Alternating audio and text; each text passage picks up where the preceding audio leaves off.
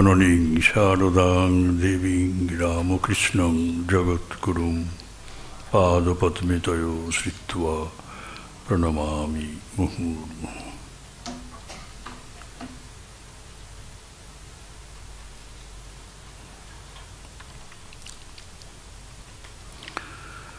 ওং নমঃ শ্রী জ্যোতিরাজায় বিবেকানন্দসূরয়ে সচ্চিৎ সুখস্বরূপায় স্বামিনে তাপহারিণে।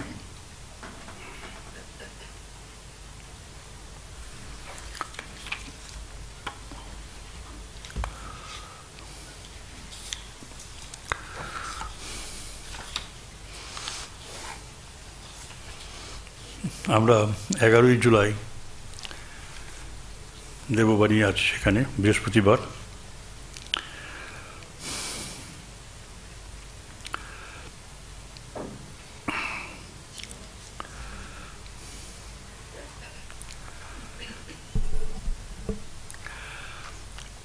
দেখুন, শ্রীরামকৃষ্ণদেব আমাদের সামনে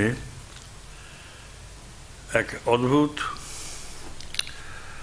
ধর্মজগতের প্রকাশ ঘটিয়েছেন।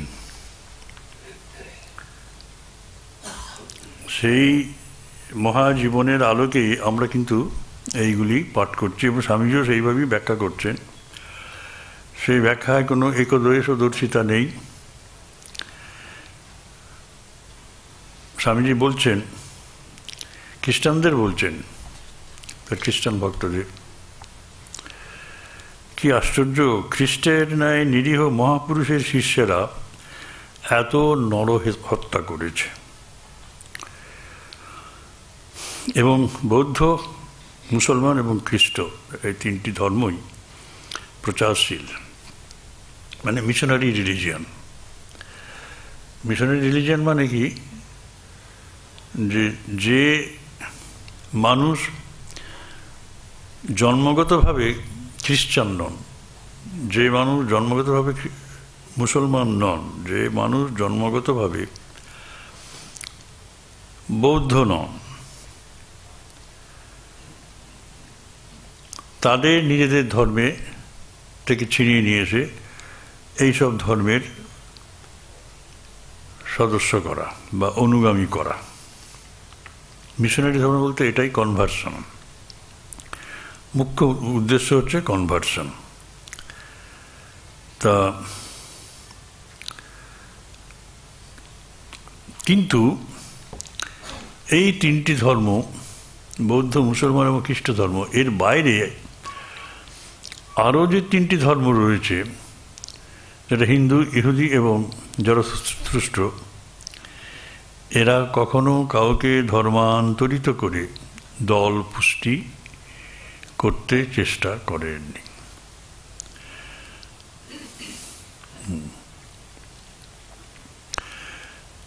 কিন্তু যে বৌদ্ধরা, তারা মিশনারি ধর্ম, কিন্তু এরা কখনো নরহত্যা করেনি। শুধু কোমল ব্যবহারের মাধ্যমে এক সময়ে এই জগতের 3/4 লোককে নিজ মতে নিয়ে এসেছিল। এই শূন্যবাদী ওরা, অর্থাৎ একটু অদ্বৈতের দিকে একটু ঝোঁক ছিল। সেই জন্যই এই ধর্মে ওদের আকৃষ্ট বৌদ্ধরা করতে পেরেছিলেন, উদার ধর্ম মত।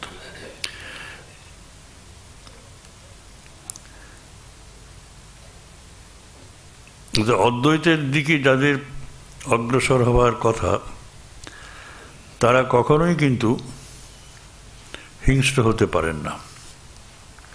যেটি বিশাল মানে ভাববার বিষয়।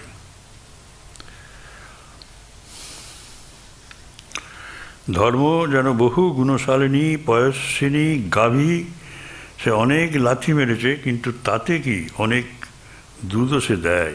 যে গরুটা দুধ দেয়, গোয়ালা তার লাথি সহ্য করে।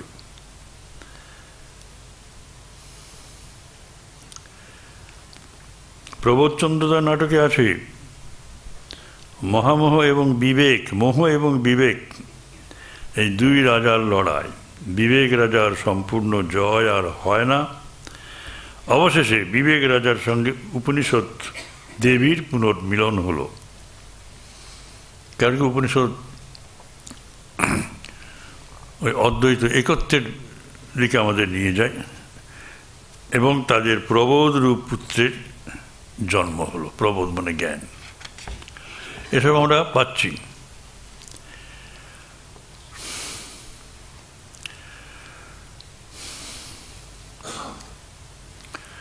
এখানে অনেক ভাবনা চিন্তা এই ঠাকুর শ্রীরাম কি বলে স্বামী বিবেকানন্দ তার এই বক্তৃতার মধ্যে প্রবেশ করিয়েছেন। ভক্তির কথা বলেছেন এখানে। ভক্তি দ্বারা বিনা আয়াসে জ্ঞান লাভ হয়, ওই জ্ঞানের পর পরাভক্তি আসে। এবং আমরা নারদীয় ভক্তিসূত্র দেখেছি এই জ্ঞান আর ওই ভক্তি এদের মধ্যে পার্থক্য নেই। নারদীয় ভক্তি এইরকম সুন্দর জিনিস, সেটাও কিন্তু আমাদের অদ্বৈতের দিকে নিয়ে যাচ্ছে। সেজন্য সেখানে কোনো দলাদলি নেই, দেশাদেশি নেই, সেখানে কোনো মনোমালিন্য নেই, বিদ্বেষ নেই। প্রসঙ্গক্রমে তিনি একটি পার্সি কবিতা রাবিয়া উদ্ধার করেছেন। রাবিয়া সুফিসেন্ট, উনি অসুস্থ হয়েছেন। তার কাছে দুই মহাত্মা এসেছেন। কি সুন্দর কথা। একজন নাম হচ্ছে পবিত্র মালিক, আর একজন হচ্ছেন জ্ঞানী হাসান। অর্থাৎ যিনি মালিক নাম নিয়ে আছেন তিনি খুব pure, good soul, pure soul, পবিত্র। আর যে হাসান সে জ্ঞানী। তারা দুজনে এসেছেন ওকে দেখতে। দেখুন হাসান কি বলছে।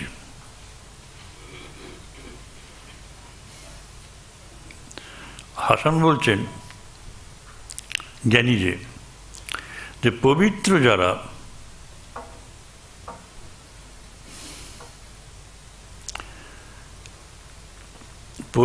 যারা তাদের ঈশ্বরদত্ত শাস্তি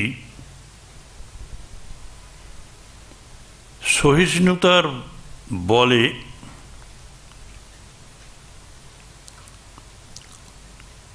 তারা তাদের ঈশ্বরদত্ত শাস্তি তাদের উপর যে বর্ষিত হচ্ছে সহিষ্ণুতার বলে তারা সেই শাস্তিকে বহন করে।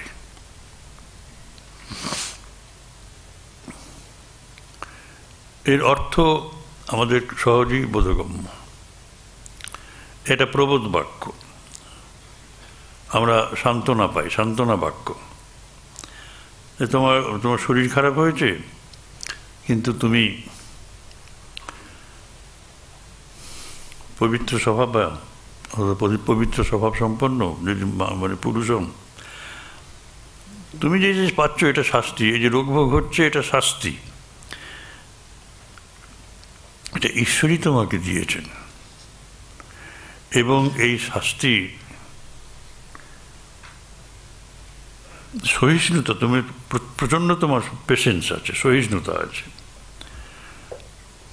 এবং সেই সহিষ্ণুতার বলে তুমি এই শাস্তিকে বহন করে নিয়ে যেতে পারো।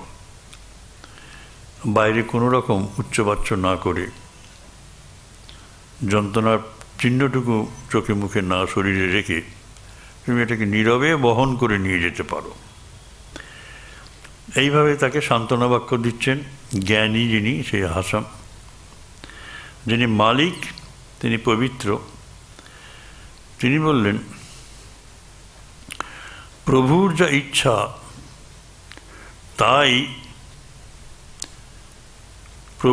ইচ্ছা তাই প্রিয় যার শাস্তিতেও তার আনন্দ। যে এই যে ইচ্ছা প্রভুর, এই যে যেটি এসেছে তোমার কাছে, এটি তার কাছ থেকে এসেছে, অতএব এটা প্রিয়। এই এই এই রোগ ভোগ, এই যন্ত্রণা প্রভুর কাছ থেকে এসেছে বলে এটা আমার প্রিয়। অর্থাৎ তার দেয়া যেটাকে শাস্তি বলে তুমি মনে করছো, সেটি আনন্দ রূপ নিয়েছে।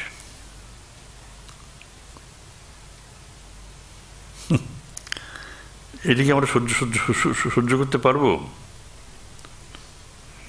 প্রভুর যা ইচ্ছা তাই প্রিয়, যার আনন্দ হইবে শাস্তিতে তাহার। তাহার শাস্তিতে প্রভুর ইচ্ছা তো, অতএব এটা এর মধ্যে আমার আনন্দই তো হবে। দেখুন, একজন রোগীর পাশে দাঁড়িয়ে দুজন দুরকমভাবে তাকে সান্ত্বনা বাক্য দিচ্ছেন। সান্ত্বনা বাক্য দিচ্ছেন মানে কি, এরা এক ধরনের ঈশ্বরজনিত অবস্থা, ঈশ্বর জ্ঞানের এক অবস্থায় আছেন। তাদের লব্ধ জ্ঞান, ঈশ্বর সম্বন্ধীয় যে লব্ধ জ্ঞান, তারা একটা জায়গায় দাঁড়িয়ে আছে, এবং সেই স্ট্যান্ড পয়েন্ট থেকে তারা একে সান্ত্বনা বাক্য দিলেন। কিন্তু এই দুজনের বাণী শুনে যে রাবিয়া কি বলছেন,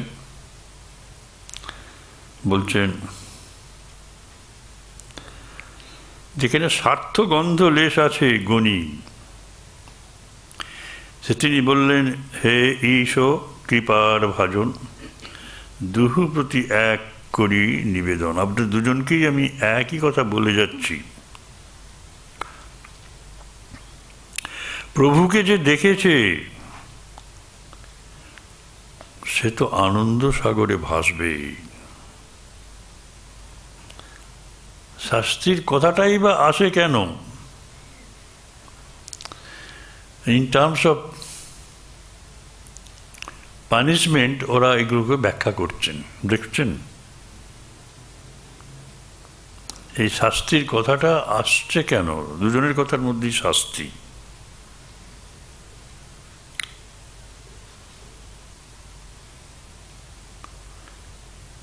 বলছেন, যেজন দেখেছে প্রভুর বদন, আনন্দ পাথারে হইবে মগন। প্রার্থনার কালে মনেতে তাহার উঠিবে না কভু এমতো বিচার। আনন্দই তো আছে।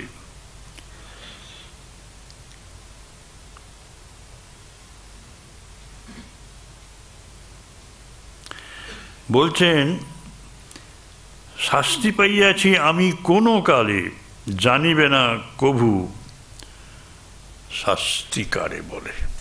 এ অপূর্ব জিনিস।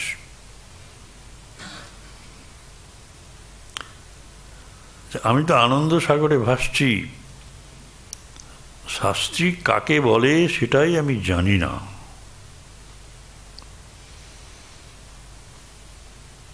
ছোট্ট কবিতা স্বামীজি সুন্দরভাবে বললেন। কারণটা কি, এটা এরকম কেন হলো? এরা রাস্তার একধারে, রাস্তা দিয়ে চলছেন, পথের প্রান্তে পৌঁছননি, পথের ধারে এরা ঘুরছেন, অনেকটাই গিয়েছেন, কিন্তু রাবিয়া তো পথের প্রান্তে চলে গিয়েছেন। সুতরাং তিনি যখন শুনছেন শাস্ত্রীর কথাগুলো দিয়ে ব্যাখ্যা করে আমাকে সান্ত্বনা দেওয়া হচ্ছে, আমি কিছু বুঝতে পারছি না এদের কথাবার্তাগুলো। প্রভুর বদন আমি দেখেছি, ব্যাস। শাস্ত্রীর কথাটা আসে কেন, শাস্ত্রী কারে বলে, আমি কোনো কালে জানি না। অপূর্ব কথা।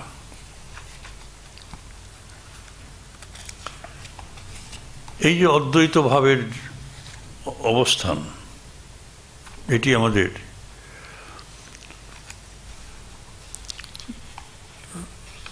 মানে সর্বশ্রেষ্ঠ আশ্রয় কিন্তু এই অদ্বৈত জ্ঞান। সেটা কেন? এই জন্যই যে এর মাধ্যমে সমস্ত দ্বৈতভাবের যে নাশ হচ্ছে, শুধু তাই না, গভীর আনন্দে আমরা ডুবে আছি, গভীর আনন্দে ডুবে আছি। স্বামীজির খুব বড় প্রিয় এই সচ্চিৎ আনন্দস্বরূপ অদ্বৈতের কথা।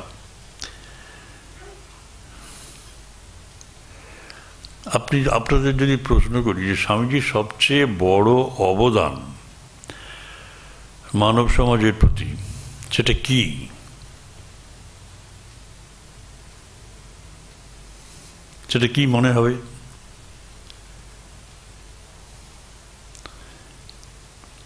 সেটা হচ্ছে এই যে অদ্বৈত ভীতি চিরকালের জন্য তিনি আমাদের মন থেকে দূর করে দিয়েছেন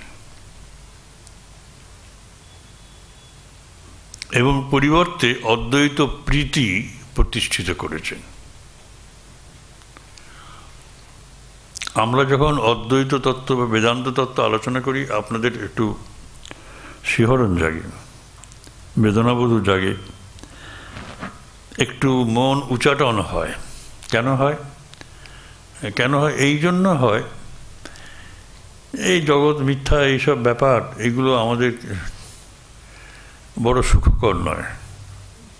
এই চিন্তাগুলো আমাদের কাছে ভালো লাগে না। কিন্তু যে জগৎ নিয়ে আছি, দ্বৈত জগৎ নিয়ে, সেখানে কি আমরা খুব সুখে আছি?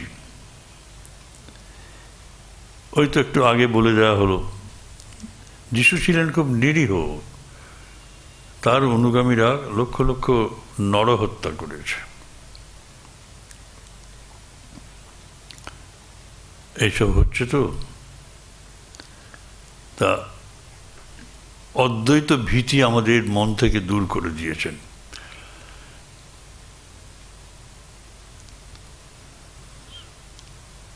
সেই গৌড়পাদ, সেই তারা সব শুরু করেছেন, শঙ্করাচার্য আমাদের শুনিয়ে গেলেন। আসল সত্য অদ্বৈত তত্ত্ব। অন্যেরা কিন্তু অন্য সব মতবাদগুলি সেই সত্যের অংশমাত্র, সেটি সেখানে প্রকাশিত হয়। সত্যের সব রূপ সেখানে নেই, সেই জন্যই তারা অপূর্ণ। সেই কথাটা বলবার লোক ছিল না। শঙ্কর বলে গেছেন, এতটুকু কম্প্রোমাইজ করেননি তার বক্তব্যের ভেতরে। জগৎটাকে উড়িয়ে দিয়েছেন, মায়াকে এনেছেন, অনেক বাধা, এবং পরবর্তীকালে সব আবার অবতাররা এসেছেন, ছোট ছোট বড় বড় সব অবতাররা এসে আবার দ্বৈতবাদকে প্রকাশ করেছেন, অদ্বৈতবাদকে নস্যাৎ করে। এবং বর্তমান যুগে শিক্ষিত মানুষের মধ্যে অদ্বৈত তত্ত্বের প্রতি বিরক্তি এক আকাশচুম্বী ভাব ধারণ করে অদ্বৈত তত্ত্বের। সেই জন্য পঠন পাঠনও নিষিদ্ধ হয়ে গেছে। বড় বড় সব পণ্ডিতরা তাই করে গেছেন। জীবন বিমুখ এই অদ্বৈত তত্ত্ব, এটা ফলস ফিলোজফি, বিদ্যাসাগর মশাই বললেন। অদ্বৈত সিদ্ধি সেটা পড়ানো হতো ইউনিভার্সিটিতে, সিলেবাস থেকে সেটাও বাদ দিয়ে দিলেন বড়লাটকে বলে চিঠি লিখে। অদ্বৈত তত্ত্বের পঠন পাঠন সব চলে গেল। মহৎ জিনিসটার সমাধি ঘটল।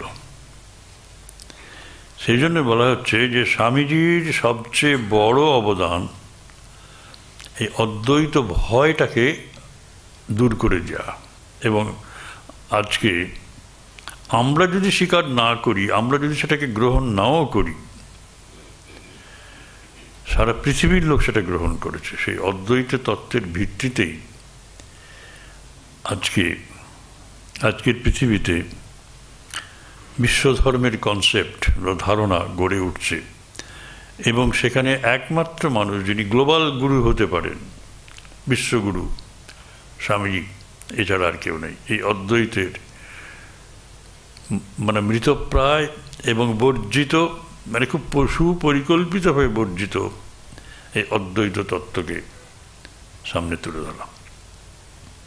এবং সেই জন্য দেখবেন যে আমাদের সাধু ভাইয়েরা, সব দাদারা এবং পণ্ডিত সব সাধুরা যারা গিয়েছেন ওখানে, বিদেশে গিয়েছেন, তারা কোনো সেক্টেরিয়ান ভিউ নিয়ে যাননি। সব অদ্বৈত তত্ত্বকে এত বছর ধরে পঠন পাঠনের মাধ্যমে ওইখানকার সুধী সমাজের মনগুলিকে অদ্বৈতমুখী করেছেন।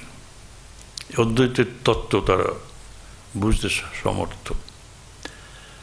এখানে আমরা চেঁচামেচি করি, এখানে অনেক সমস্যা রয়েছে। এখানে বৈষ্ণব সমাজ, শাক্ত সমাজ,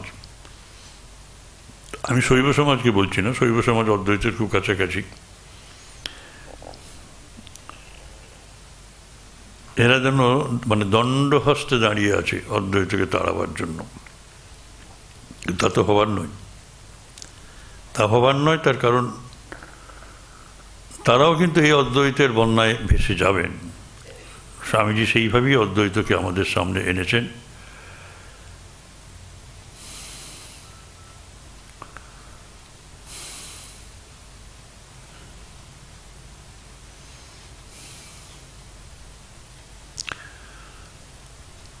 কেন অদ্বৈত? না, এই অদ্বৈত সমন্বয় করে। ওই যে আগে বললাম যে খ্রিস্টানরা মানুষ মারছে কনভার্সনের নামে, ধর্মের নামে মানুষ মারছে। ধর্ম যেখানে সমন্বয় ঘটাবে, ধর্ম যেখানে সম্প্রীতির প্রসার ঘটাবে, সেখানে রাজনীতির মতো সংঘাত নিয়ে আসছে। রাজনীতির সংঘাত এটি সুসংগত, কারণ তাদের উদ্দেশ্য অন্যের বিরুদ্ধে নিজেদের প্রতিষ্ঠিত করা, নিজের দলকে সবার সেরা রূপে প্রতিষ্ঠিত করা, অন্যের দলগুলোকে নিশ্চিহ্ন করে দিয়ে। That is their about principle, and for that they have chalked out their programme. এই জন্যই স্বামীজি বলছেন যে ধর্মের সাথে রাজনীতির যোগ হয় না। আর যেখানে ধর্ম চাচ্ছে মানুষের সাথে সম্প্রীতি গড়ে তোলা, এছাড়া ধর্মের আর কোনো কাজ নেই। সেটা অদ্বৈত ছাড়া আর কেউ করতে পারে না, কেউ করতে পারে না। কেন কি না, এটা সমন্বয় করে, অদ্বৈত সমন্বয় করে। কিভাবে? সব ধর্মের মধ্যে আংশিক সত্যকে আবিষ্কার করে। The beauty of Advaita is that it accepts partial truths in every tenet, every faith. সব ধর্মের মধ্যে এই আংশিক পার্শিয়াল ট্রুথ রয়েছে এবং সেটাকে সম্মান করে, সেটাকে সম্মান করে। এই জন্যই অদ্বৈতে সব সমন্বিত হয়েছে। এই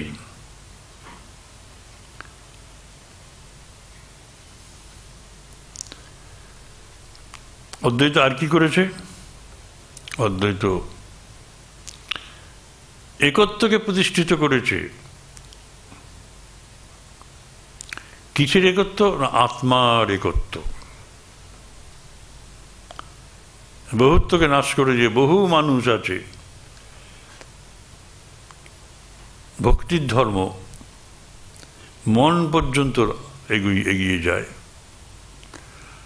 মন তো শেষ নয়, আমাদের অস্তিত্বের শেষ নয়। মন নিয়ে কারবার। মনের নাশ হলে কি হয় তারা জানেন না, তারা বিশ্বাস করেন না। মনের নাশ হলে ঘুম হয়, ঘুমে সেখানে কিছুই থাকে না, চৈতন্য থাকে। সেই আত্মাকে প্রতিষ্ঠিত করেছেন সব বস্তুর মধ্যে। হ্যাঁ, এটা হচ্ছে আত্মার একত্বকে প্রতিষ্ঠিত করেছেন। জীবের বহু জীবের মধ্যে সেই আত্মা রয়েছেন। গাছপালা থেকে শুরু করে জীব জন্তু জানোয়ার, কত ভেদ তার, কীট পতঙ্গ, ব্রহ্ম হতে কীট, এই স্বামীজি বললেন পরমাণুও সেখানে আছেন। অর্থাৎ জড়জগতের যে অস্তিত্ব সেটাও কিন্তু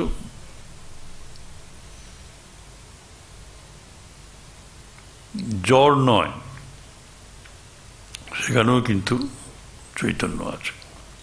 তাহলে জড়বস্তুর মধ্যেও একত্ব আছে, অভেদত্ব আছে,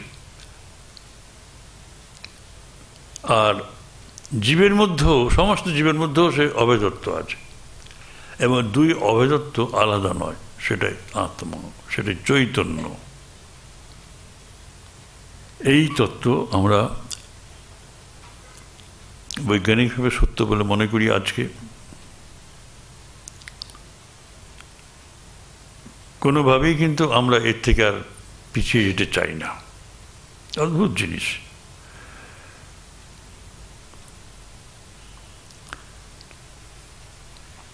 অর্থাৎ অদ্বৈত বেদান্ত, অদ্বৈত তত্ত্ব সমস্ত জিনিসকে চৈতন্যে সমন্বিত করেছে, বস্তু জগৎ এবং জীব জগৎ। জড়জগৎ যাকে বলি সেটাকে মিথ্যা বলেছি আমরা। এই জগৎ মিথ্যা এই জন্য যে এরা চৈতন্যকে স্বীকার করে না, এরা অনেক নিচের স্তরে পড়ে আছে। কিন্তু এটাই সব না, এদের মধ্যে উন্নতির সম্ভাবনা রয়েছে। তা দেখুন, স্বামীজি 11ই জুলাই শেষ করে এই অদ্বৈত তত্ত্বের রাবেয়ার ভেতরে স্ফুরণ দেখলেন এবং দেখে বললেন যে সেখানে শুধু আনন্দ। আর দ্বৈতভাবের যেখানে একটুও প্রকাশ আছে সেখানে কিন্তু ওই শাস্তির ভয় আছে, শাস্তি তিনি দেখছেন না। আর 12ই জুলাই স্বামীজি প্রবেশ করছেন। এখানে কোনো খুব চিন্তা করে তিনি তো আসেন না, হাতে যেটা পান সেটা নিয়ে চলে আসেন, বা তার মনে যে ভাবটি জাগ্রত হয় তারই প্রকাশ ঘটান এবং তার সর্বোচ্চ প্রকাশ ঘটান। তা আজকে হঠাৎ তিনি বেদান্ত সূত্রের সাংকর ভাষ্য নিয়ে হাজির, এবং সেই শ্লোক চতুর্থ ব্যাসসূত্র তত্ত্ব সমন্বয়াৎ। তত্ত্ব সমন্বয়াৎ, তত্ত্ব মানে সেই যে এই যে ব্রহ্ম বা বেদ আত্মা বললাম। আপনারা বলবেন যে আত্মা আর ব্রহ্ম কি আলাদা নাকি? আত্মা আর ব্রহ্ম, আত্মাটা হচ্ছে জীবের আত্মা, আর পরমাণুর পিছনে যে আছেন সেটি ব্রহ্ম, বস্তু জগতের পিছনে সেটা ব্রহ্ম, বিশাল ব্যাপার। সেই ব্রহ্ম এবং আত্মা দুটোই চৈতন্য স্বরূপ। এইটাই তো প্রতিপাদ্য বিষয়। এইটা এই কনসেপ্টটাই কিন্তু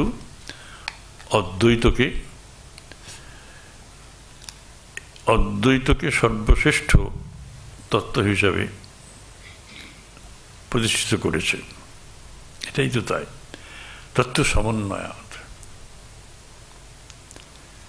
বলছেন ঈশ্বরকে বেদান্ত থেকে জানতে হবে।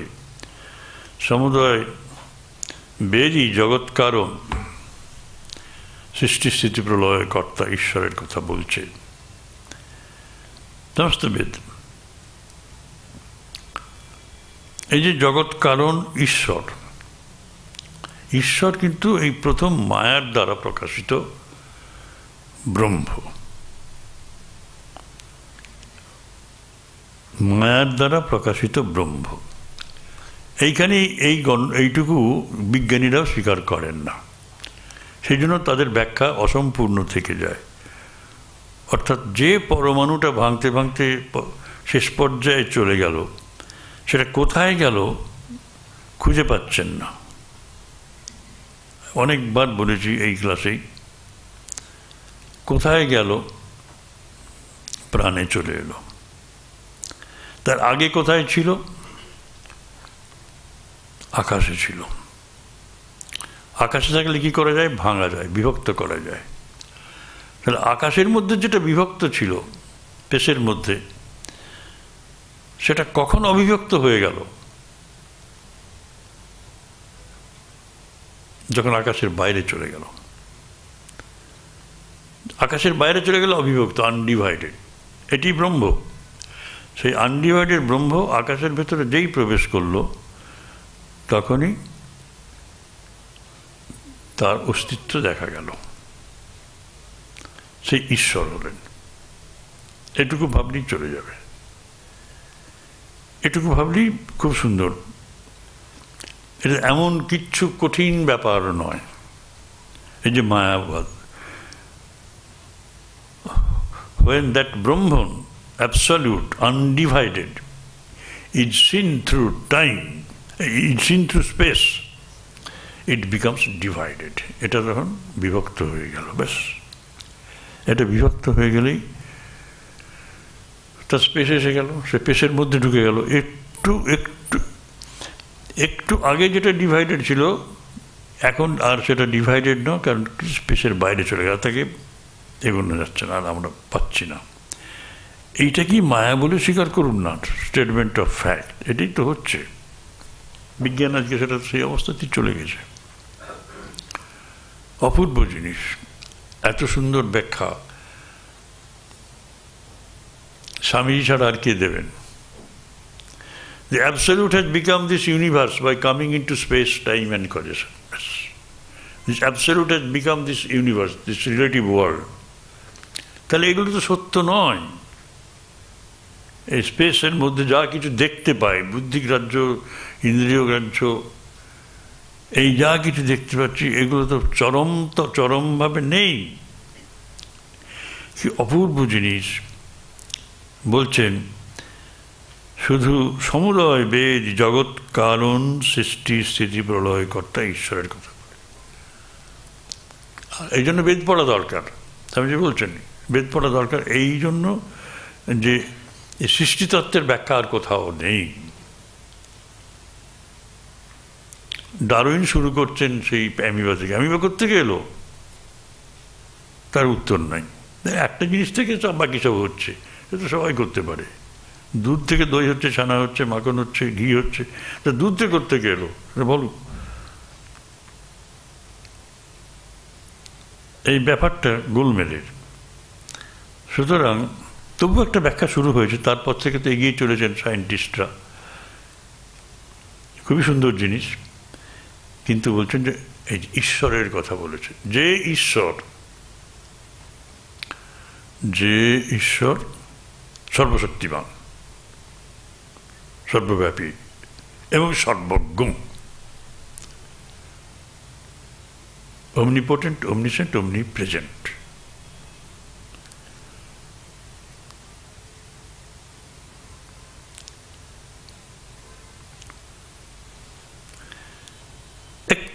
একটু ওই অবস্থা কিন্তু আমাদেরও হচ্ছে। গভীর ঘুমের আগে আমরা যখন স্বপ্নটা দেখি, তখন এক্স্যাক্টলি এই অবস্থায় আছি আমরা বেশটি ক্ষেত্রে।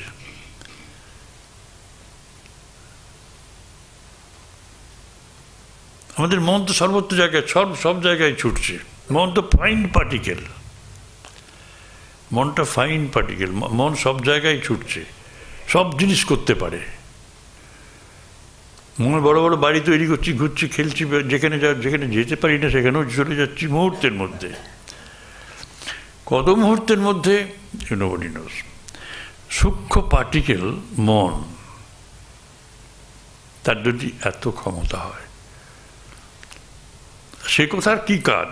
আজকে একটা মোবাইল, একটা ভালো দামি মোবাইল আপনি এখানে নিয়ে বসে আছেন, আপনার বন্ধু সাইবেরিয়াতে আছে। এটা ঘটনা। আমি সন্ধ্যাবেলা গেছি, সে আমাদের যে বন্ধু সাইবেরিয়াতে আছে, আমাদের নাওড়াতে আছে তাপস মহারাজ, সে তার হঠাৎ দেখি অঞ্জন মহারাজের ছবি। আমরা কী কার সাথে কথা বলছো? অঞ্জন মহারাজ সাইবেরিয়া ওইদিকে কোথায়? সে রাশিয়াতে আছে, এখানে তুমি কী করে তার সাথে কথা বলছো? কে নিয়ে যাচ্ছে? বহন করে? কোন কণা নিয়ে যাচ্ছে বলুন? কত মুহূর্তের মধ্যে চলে যাচ্ছে। আজকে বিজ্ঞান প্রমাণ করেছে মন তার চেয়ে কোটি কোটি গুণ সূক্ষ্ম। এই পরমাণু, যে পরমাণু আমাদের ছবিটাকে নিয়ে যাচ্ছে রাশিয়াতে, পিটার্সবার্গে, বলুন কি করে দেখছেন? গাড়ির ভেতরে যাচ্ছেন, কাঁচ টাঁচ সব বন্ধ, কাঁচ ভেদ করে আপনি ফোনে কথা বলছেন, আপনার ছেলে আমেরিকায় আছে, আপনি কলকাতার রাস্তায় মানে গাড়িতে বসে বসে তার সাথে কথা বলছেন। দরজা জানলা বন্ধ করে দিয়েও তাকে আটকানো যায় না। আর মনও তো তাই, মন তো একেবারে দরজা জানলা বন্ধ করে ঘুমোচ্ছি, মন তো বেরিয়ে চলে গেল। অদ্ভুত ব্যাপার। তাহলে এই যে অমনিপোটেন্ট, অমনিসেন্ট, সে সবই করতে পারে, তার কাছে ইম্পসিবল কিছু নাই। এটা আমরা করছি, এটা দেখছি। এই কথা বলে কিন্তু তারা লজ্জা পাননি, সেটিকে প্রচার করছেন শঙ্করাচার্য। কোনো কম্প্রোমাইজ না। তুমি বলি না না না, আমরা তো দেখতে পাচ্ছি যে জগৎ ওইরকম ঈশ্বর টিশ্বর নেই, বা জগতের এইভাবে এসব হয় না, জগৎটা শেষ সত্য। তোমরা বলছো জগৎটা সত্য, কিন্তু আমি দেখছি সত্য নয়। আজকে বিজ্ঞানীদের দুটো শতাব্দী লাগলো জগৎটা যে সত্য নয় সেই জায়গায় আসতে।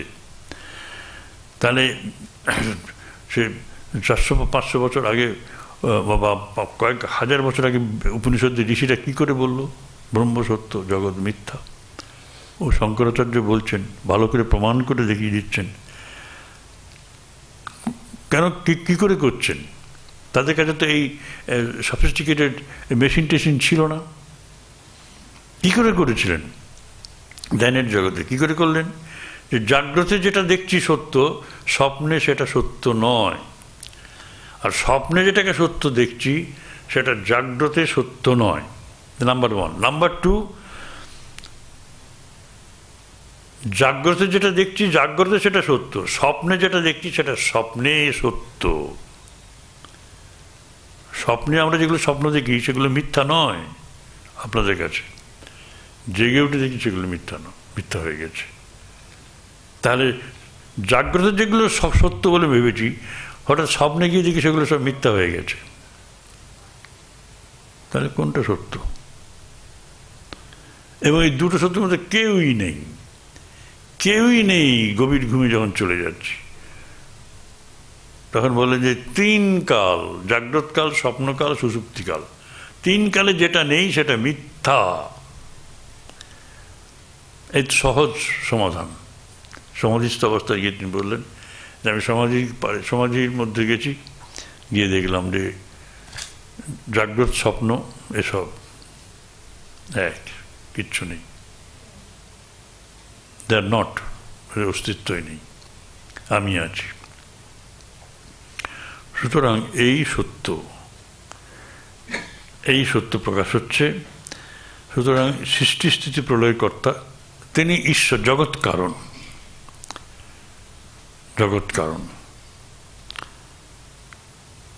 আপনারা খণ্ডন ভাবতে পড়েছেন নিষ্কারণ।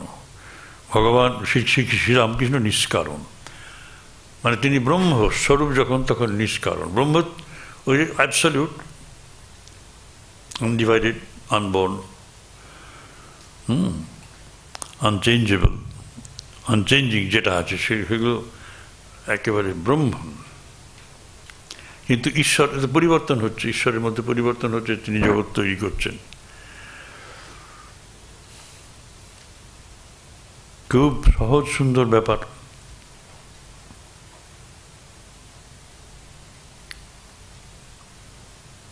তাহলে জগতের কারণ কি? এতদিন কেউ বলতে পারি না। ফিজিসিস্টে বলতে পারেননি, ফিজিসিস্টকে আকাশ থেকে ধরেছেন, ফিজিসিস্ট ধরেছেন হাইড্রোজেন থেকে ধরছেন, হাইড্রোজেন ফার্স্ট এলিমেন্ট। তার আগে কি ছিল ওসব জানি না। হাইড্রোজেন এলো থেকে। তেমনি আমরা যখন সৃষ্টিতত্ত্ব ব্যাখ্যা করি তখন আকাশাৎ বায়ু, অগ্নি আপ, অদ্ভি পৃথ্বী অজায়ত, এই আকাশ থেকে বায়ু, বায়ু থেকে অগ্নি, অগ্নি থেকে জল, জল থেকে পৃথিবী, এই পঞ্চতত্ত্ব এসে গেল। পঞ্চীকরণ হচ্ছে, প্রপঞ্চ। এর থেকে স্থূল আসবে, স্থূল আসবে, সূক্ষ্ম থেকে স্থূল আসবে। সেসব আমরা বলেছি হয়তো কখনো কখনো বেদান্তের ক্লাসে। আপনারা বেদান্ত স্যার পড়েন, এখানে পড়ানো হয়। ধীরে ধীরে ধীরে ধীরে সব এগুলো আসছে, এসব সৃষ্টিতত্ত্ব হচ্ছে। তাহলে দেখুন, এতটুকু কম্প্রোমাইজ করা হয়নি সত্যের সঙ্গে, এবং এই যুগে শঙ্করাচার্য করেননি। সেই জিনিসের পঠন পাঠন নিষিদ্ধ হয়ে গেল। সেই জন্য অনেক দিন ধরে দ্বৈতবাদ এরা শাসন করেছে ভারতবর্ষকে বা সমাজকে, যার ফলে আমাদের এই দুর্গতি। এবং সেই লুপ্তপ্রায় মহারত্নকে, সেটিকে স্বামীজি আবার তার মননে এবং চিন্তনে উজ্জ্বল করে তুলে ধরে সমস্ত জগৎকে ধর্মে মাতিয়ে দিলেন। কোন ধর্মে? চৈতন্যের ধর্মে। যে ধর্মকে মানুষ বুঝতে পারে, এত সহজ করে তিনি বলে যাচ্ছেন। আমরা অবাক হয়ে শুনি, অদ্ভুত অদ্ভুত। এবং ব্রহ্ম নিষ্কারণ, সত্যি তো তাই। তিনি চুপচাপ বসে আছেন। সে সাংখ্যের পুরুষ, সে নিষ্ক্রিয়। সাংখ্যের পুরুষ নিষ্ক্রিয়, প্রকৃতি সেই সাংখ্য বলে দিচ্ছে, ও এটা হলো সেই সাংখ্যের পুরুষ নিষ্ক্রিয়।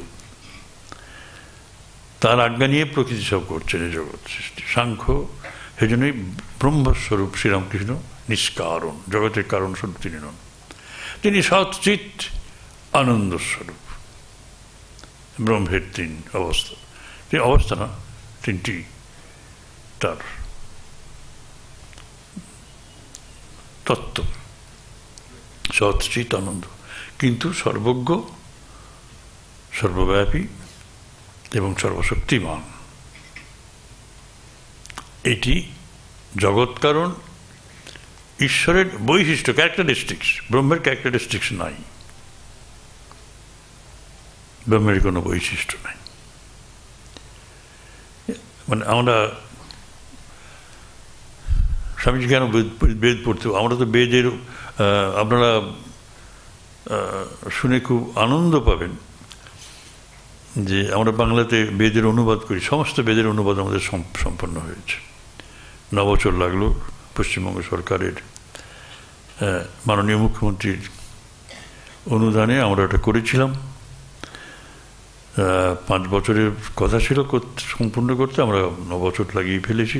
কারণ অনুবাদ করার লোক নেই, যেটা দু একজন তো মারাই গেলেন, তাদেরকে রিপ্লেস করার মতো লোক আমাদের এখন নেই। খুব দুঃখ হয় এই অবাধ বিদ্যা চর্চার দিনে আমাদের এই অমূল্য রত্ন সব, এগুলির পঠন পাঠন সব নেই। পঠন পাঠন না হলে আর তার সে বইয়ের প্রকাশই হবে কি করে? প্রকাশনাও হয় না, খুঁজে পাওয়া যায় না। টুকটাক এই কালচার, ইনস্টিটিউট অফ কালচারকে অবলম্বন করে কিছু কিছু সব পড়ানো হয়, উপনিষদ পড়ানো হয়, এসব পড়ানো হয়। সেইভাবে আপনাদের ভেতরে একটা পরিচয় আসে, বেদের পরিচয় একটা আসে। বেদের পরিচয় আমাদের অধ্যাপক সমীরণ চক্রবর্তী মশাই এতদিন ধরে দিয়ে যাচ্ছেন। খুবই পণ্ডিত মানুষ, এই বিষয়ে তার পারঙ্গমতার শেষ নেই। আমরাও মুগ্ধ হই। তা সে বইগুলো অনুবাদ হয়েছে, আপনারা পড়ে একটু একটু করে দেখুন। যে মন্ত্রগুলো আপনারা পড়েন, বুঝলেন, ব্রাহ্মণ, সংগীতা, আরণ্যক, উপনিষদ, এই যে সব 4টে করে ভাগ আছে, এগুলো যেগুলি যে পড়েন তার কি অর্থ সেগুলো দেখতে হবে। তো আমাদের লাইব্রেরিতে আছে, একটা ভলিউম নিয়ে উল্টে দেখবেন, পড়বেন, মানেগুলো দেখবেন। বেদের প্রচার স্বামীজি চেয়েছিলেন, একটা কারণ এই ঈশ্বরের জগৎ সৃষ্টি, আর সমুদয় হিন্দু দেবদেবীর উপর ব্রহ্মা, বিষ্ণু এবং শিব, এই দেবত্রয় তিনটি দেবতা রয়েছেন। ঈশ্বর এই তিনের একই ভাব। জগৎ, ঈশ্বর যদি সৃষ্টিস্থিতি প্রলয় করেন, তাহলে পরবর্তী ধাপে এই তিনটি ব্রহ্মা সৃষ্টি করছেন, বিষ্ণু পালন করছেন, শিব ধ্বংস করছেন। আর অদ্ভুত মাতৃতত্ত্ব, কালীতত্ত্ব, এই কালীতত্ত্বের মধ্যে এই তিনটি তত্ত্ব একসঙ্গে হচ্ছে। অথচ সৃষ্টি স্থিতি প্রলয়ের জন্য তিনটে দেবতাকে আনতে হয়েছে। Whereas Kali is doing all the three simultaneously. এই জন্য স্বামীজি একসময় বলছেন যে যদি কেউ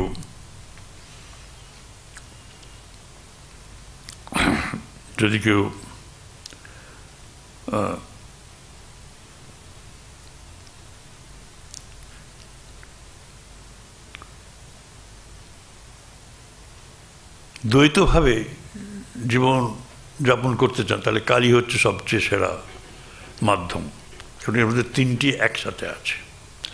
তা নইলে আপনাকে হয় ব্রহ্মা নয় বিষ্ণু, নইলে শিব। ব্রহ্মার পুজো তো হয় না।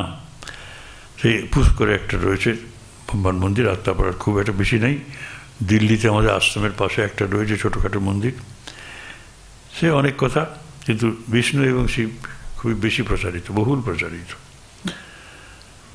তা বলছেন বেদ তোমাকে ব্রহ্ম দেখিয়ে দিতে পারে না, তুমি তো সে ব্রহ্মই হয়ে রয়েছ। বেদ এইটুকু করতে পারে যে আবরণটা আমাদের চোখের সামনে থেকে সত্যকে আড়াল করে রেখেছে, সেইটি দূর করে দিতে সাহায্য করতে পারে। প্রথমে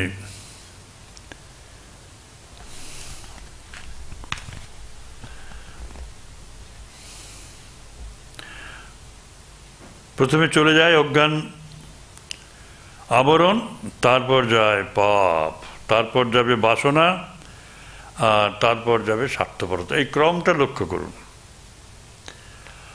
বেদ কি করে এই আবরণটা দূর করে? প্রথম চলে যায় অজ্ঞান আবরণ, তারপর যায় পাপ।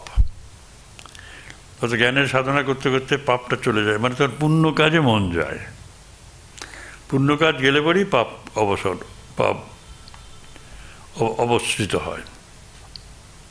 আর তারপর বাসনা চলে যায়, স্বাভাবিকভাবে স্বার্থপরতা দূর হয়। এইভাবে সব দুঃখ কষ্টের অবসান হয়। এই অজ্ঞানের তিরোভাব তখনই হতে পারে যখন আমরা জানতে পারি যে ব্রহ্ম এবং আমি এক। ওই যেটা হলো একত্ব, রাবিয়াকে উদ্ধার করে তিনি বলছেন যে আমি তো আনন্দময়, পাপের শাস্তি এসব তো আমার কাছে নেই, কিছুই পাপ তো নেই, আমি আর ব্রহ্ম এক।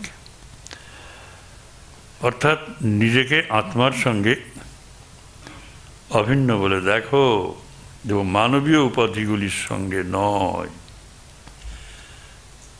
আমরা নিজেদের আমাদের উপাধিগুলোর সাথে এক করে রাখি নিজেদের। আমি অধ্যাপক, আমি শিক্ষক, আমি স্বামী, আমি স্ত্রী, আমি পিতা, আমি মাতা,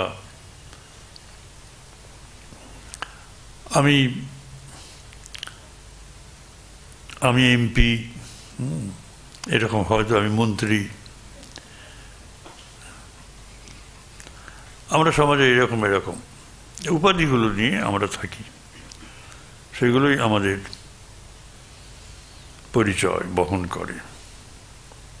দেহাত্মবুদ্ধি দূর করে দাও, তাহলে সব দুঃখ দূর হবে। মনের জোরে রোগ ভালো করে দেওয়ার এই হলো রহস্য। আমরা প্রার্থনার মধ্য দিয়ে নানা রকম দুর্বিপাককে দূর করার চেষ্টা করি, সেটাও পথ, কিন্তু সেখানে আন্তরিকতা থাকে না। মনে মনে জানি যে প্রার্থনার ফল কিছু হবে না, তবু করে যায়। মনের জোরটা তখন প্রার্থনা থাকলে পরে, শুদ্ধ প্রার্থনা থাকলে মনের জোর বাড়ে, কিন্তু তা নইলে আরও খারাপ হয়ে যায়, মনের জোরও নষ্ট হয়। এই জগৎটা একটা সম্মোহনের ব্যাপার, হিপনোটিজমের ব্যাপার। নিজের উপর থেকে এই সম্মোহনের আবেশটা দূর করো তো, তাহলেই তোমার আর কষ্ট থাকবে না। মুক্ত হতে গেলে প্রথমে এটা এটা দেখুন, এটা আপনারা অনেকে স্বীকার করবেন না, কিন্তু কিন্তু এটি হচ্ছে এই যুগের মহাপুরুষ, এই যুগের ঋষি সত্তম বলবো, তার কিন্তু বাণী। মুক্ত হতে গেলে প্রথমে পাপের মধ্য দিয়ে যেতে হয়। আপনারা পাপের মধ্য দিয়ে অনেক বছর, অনেক জীবন এসেছেন, অনেক জীবন কাটিয়ে এসেছেন, সেই জন্য মুক্তি পাওয়ার লোভে এইখানে সেখানে যাতায়াত করেন, এই ক্লাসে আসেন। মুক্তি, সুতরাং প্রথমে পাপের মধ্যে, হ্যাঁ, যাদের পাপের মধ্যে তারা এখানে আসবে না, ঢুকবে না। এই কি বাবা, এখানে কি হচ্ছে এসব বুঝলো কি? সুতরাং মুক্ত হতে গেলে প্রথমে পাপের মধ্য দিয়ে যেতে হয়। আমাকে ভুল বুঝবেন না, দোহাই, স্বামীজিকেও ভুল বুঝবেন না।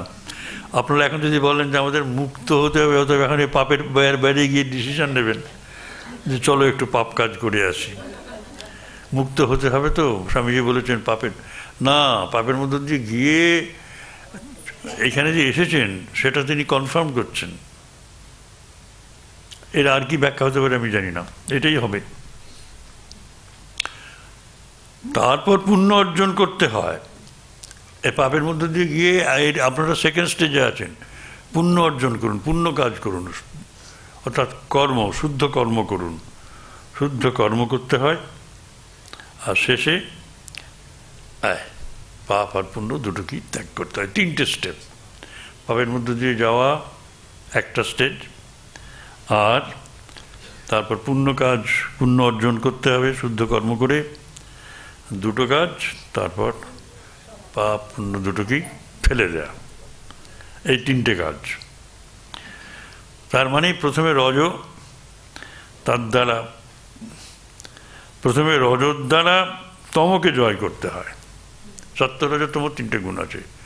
তমগুণে আচ্ছন্ন পাপ কাজ না করলে, বলে স্বামীজি বলছেন না যে ওই যে একটা ছেলে সাধু হতে এসছে, বলে তুমি চুরি করতে পারো? বলে না, বলে তাহলে চলে যাও, চুরি করো, মানে তুমি চলে যাও, তোমার দ্বারা হবে না।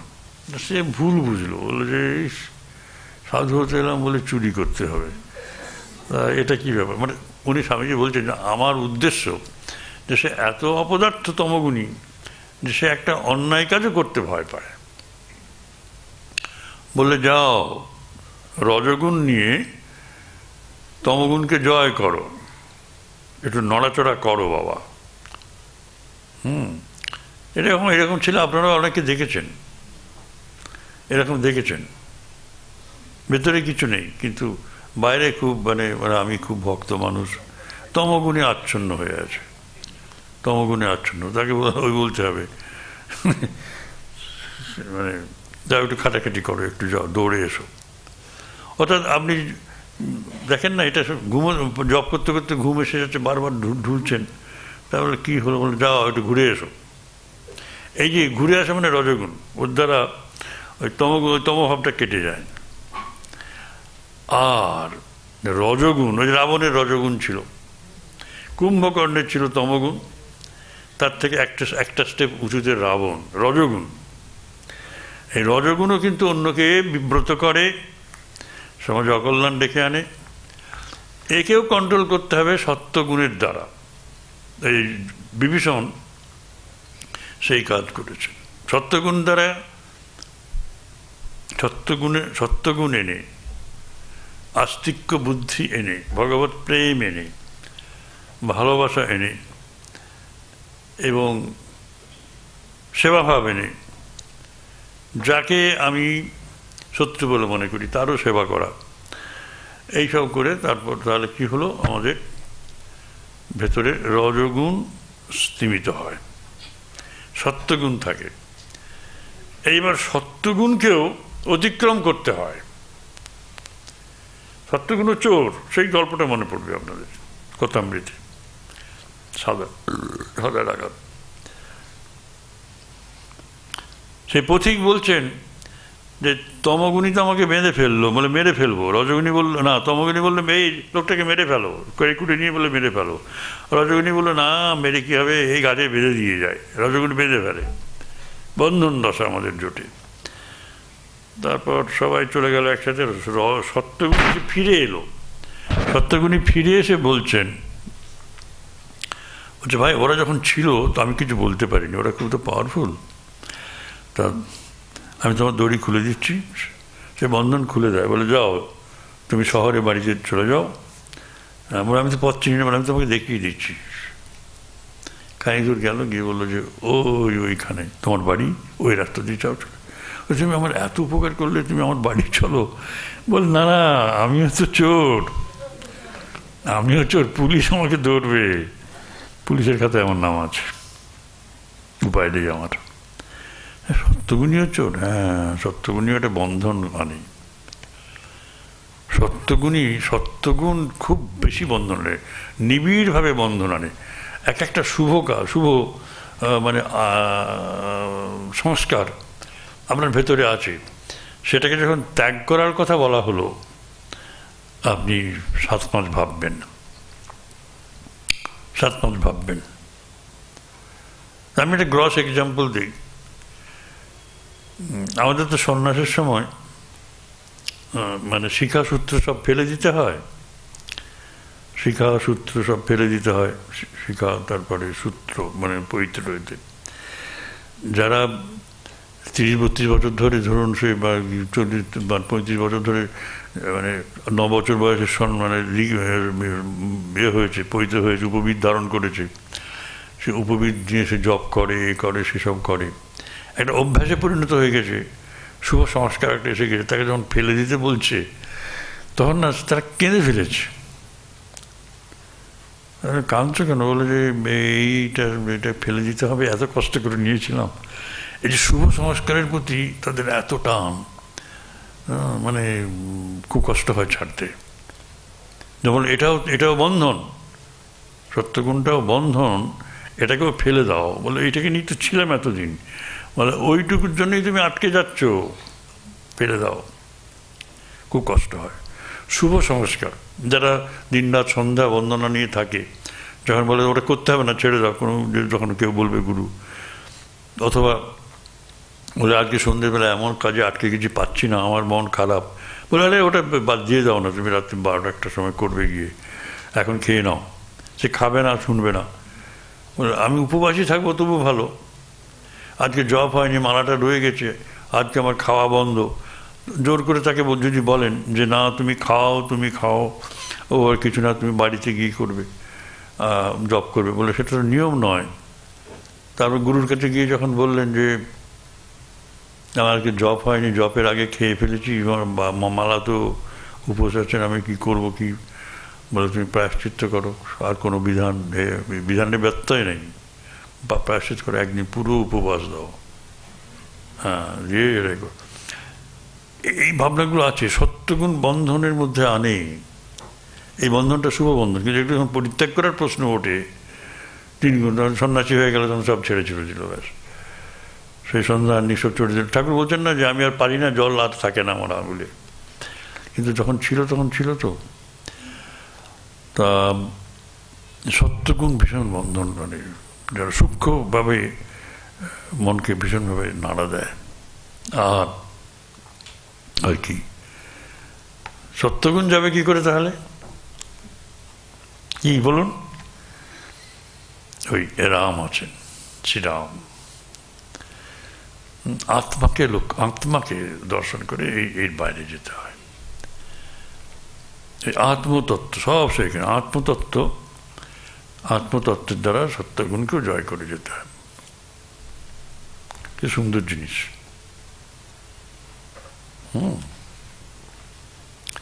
তাহলে সবশেষে এই 3 গুণকেই অতিক্রম করতে হবে, এমন একটি অবস্থা লাভ করো যেখানে তোমার প্রতি শ্বাস প্রশ্বাস তার উপাসনা স্বরূপ হয়।